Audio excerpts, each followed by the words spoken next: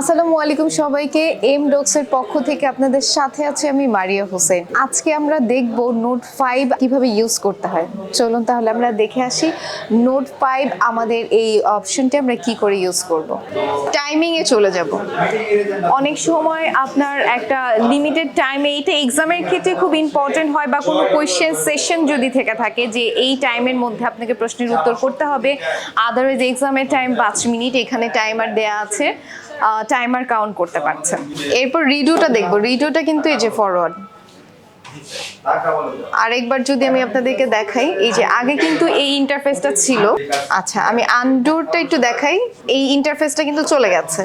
রিডুটা যদি দেখাই, এই ইন্টারফেসটা কিন্তু চলে এসেছে। এই হচ্ছে রিডুর কাজ, আর আনডোর কাজ সিমিলার। এরপর রয়েছে ফাংশন। ফাংশনে কিন্তু হচ্ছে যারা গ্রাফ করতে চান তাদের জন্য এই ফাংশনটা রয়েছে। এই হচ্ছে ফাংশনের কাজ। প্লাস মাইনাস করতে পারবেন, গ্রাফ চেঞ্জ করতে পারবেন। তো পাশাপাশি আপনারা কিন্তু এখানে সূত্রও লিখতে পারছেন। সো এই দেখলাম আমরা ফাংশনের কাজ। সো নোট 5 এর ইউজ আপনাদের আজকের এই ভিডিওতে দেখালাম। সো আমার মনে হয় যাদের প্রয়োজন ছিল নোট 5টা কি করে ইউজ করতে হয়, আপনাদের প্রত্যেকের কাজে আসবে।